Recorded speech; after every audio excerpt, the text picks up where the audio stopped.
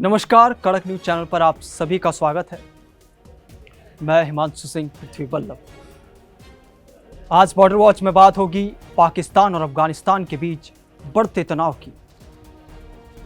गले गले तक कर्ज में डूबा, कोने कोने तक खड़ी आतंकियों की फसल, महंगाई के बोझ से पिसती जनता, अमेरिकी डॉलरों से मौज करती मुनीर की सेना। पाकिस्तान की हालत दिन ब दिन खस्ती होती जा रही है। अमेरिका, चीन के टुकड़ों पर पलने वाली मुनीर की सेना और पाकिस्तान के सियासी हुक्मरान अब न सिर्फ ख्वाब बड़े बड़े देख रहे हैं, बल्कि डींगे भी बड़ी बड़ी हाँक रहे हैं। आर्थिक संकट, राजनीतिक अस्थिरता और आतंकी हमलों से जूझ रहे पाकिस्तान में अब सरकार और सेना की भाषा खुलकर टकराव की ओर इशारा कर रही है। नहीं मालूम ये ताकत कहां से आ रही है, कौन इनके बुझते दियों में तेल दे रहा है। दरअसल पाकिस्तान के रक्षा मंत्री ख्वाजा आसिफ और प्रधानमंत्री शहबाज शरीफ के हालिया बयानों ने एक बार फिर भारत पाकिस्तान के बीच तनाव को और बढ़ा दिया है। ख्वाजा आसिफ ने यह कहकर सबको चौंका दिया कि पाकिस्तान दो मोर्चों पर यानी भारत और अफगानिस्तान पर एक साथ जंग के लिए तैयार है।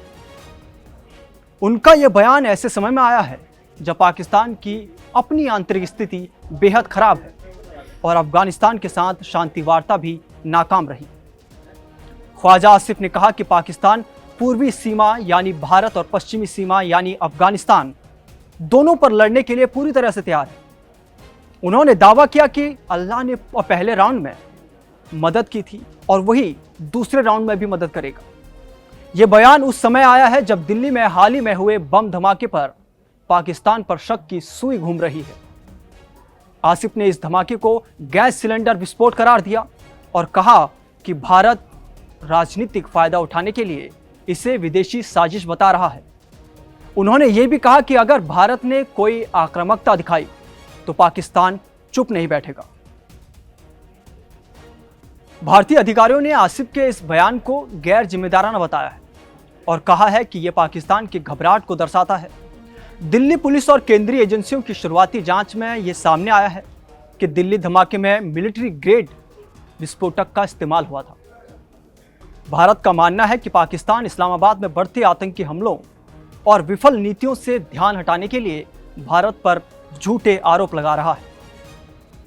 इसी बीच पाकिस्तान के प्रधानमंत्री शहबाज शरीफ ने संसद में बोलते हुए भारत और अफगानिस्तान दोनों पर पाकिस्तान की जमीन पर आतंकी हमले करवाने का आरोप लगाया है। शरीफ ने कहा कि हाल ही में दक्षिणी वजीरिस्तान के वाना और इस्लामाबाद में जो हमले हुए हैं उनमें बाहरी ताकतों का हाथ है। उन्होंने कहा कि इन हमलों की साजिश सरहद पार से रची गई थी और इसमें भारत और अफगानिस्तान के आतंकी संगठन एक दूसरे का सहयोग कर रहे हैं। शहबाज शरीफ ने यह दावा भी किया कि इस्लामाबाद में हुए आत्मघाती हमले के पीछे भारत का हाथ था और पाकिस्तान के पास इसके पक्के सबूत हैं। वो पाकिस्तान सबूत देने की बात कर रहा है जो कि खुद आतंकवादी संगठन और आतंकी तैयार करता है। दरअसल दिल्ली में हुए धमाकों से पहले पाकिस्तान दहल गया। उसे डर लगा है कि कहीं भारत ऑपरेशन सिंदूर 2.0 लॉन्च ना कर दे। ऐसे में अब जिसके मुंह में जो आ रहा है वो बोल रहा है।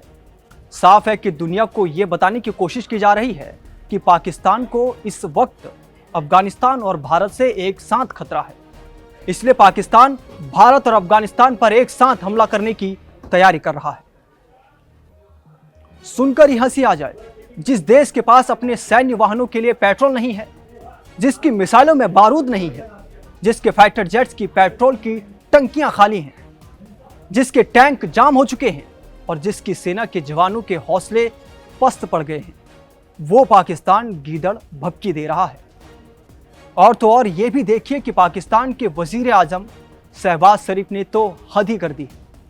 शरीफ ने संसद में यह भी कहा कि वजीरिस्तान में जो बड़ा हमला रोका गया वो अगर सफल होता तो आर्मी पब्लिक स्कूल अटैक से भी बड़ा नरसंहार होता। उनके मुताबिक इस ऑपरेशन से मारे गए आतंकियों में से एक अफगान नागरिक भी शामिल है। उन्होंने आरोप लगाया कि भारत बलूचिस्तान में सक्रिय आतंकवादी संगठनों टीटीपी और वीएलए को समर्थन दे रहा है। शरीफ का दावा है कि पाकिस्तान ने इन सबूतों को दुनिया के सामने पेश किया है और किसी ने उन्हें चुनौती नहीं दी। पाकिस्तानी प्रधानमंत्री ने अफगान तालिबान को धमकी देते हुए कहा कि तालिबान को आतंकवादी समूह के खिलाफ निर्णायक कार्रवाई करनी चाहिए। उन्होंने कहा कि पाकिस्तान के पिछले 40 सालों में अफगान शरणार्थियों को अपने देश में जगह दी है, लेकिन बदले में उसे आतंकी और अस्थिरता ही मिली है। वहीं पाकिस्तान के विदेश मंत्री इशाक डार ने भी कहा कि पाकिस्तान की विदेश नीति संयुक्त राष्ट्र चार्टर के सिद्धांतों पर आधारित है और वो पड़ोसी देशों से संप्रभुता का सम्मान करने की अपील करता है।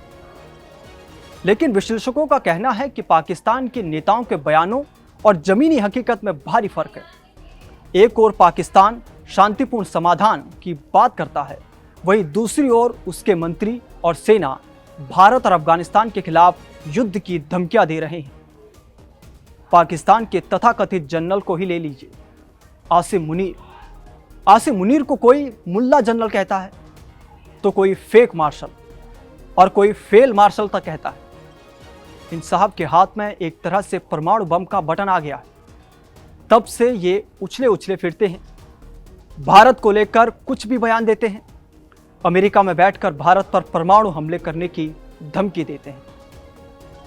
अभी भारत पाकिस्तान की सीमा पर युद्धाभ्यास कर रहा है और हालात ये हैं कि पाकिस्तान का कोना कोना थर्रा रहा है। तो जंग के ट्रेलर में ये हाल है और ऐसे में अगर भारत और पाक की जंग छिड़ी तो पाकिस्तान कहां जाएगा फिर?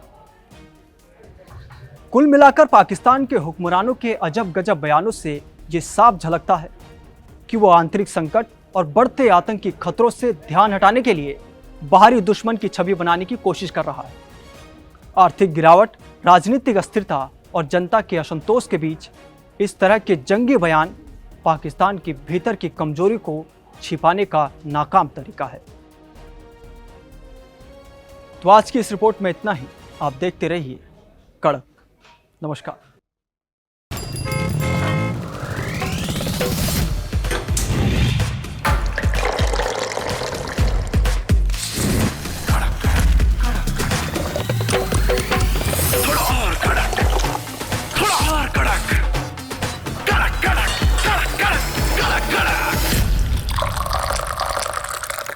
ये कड़क है।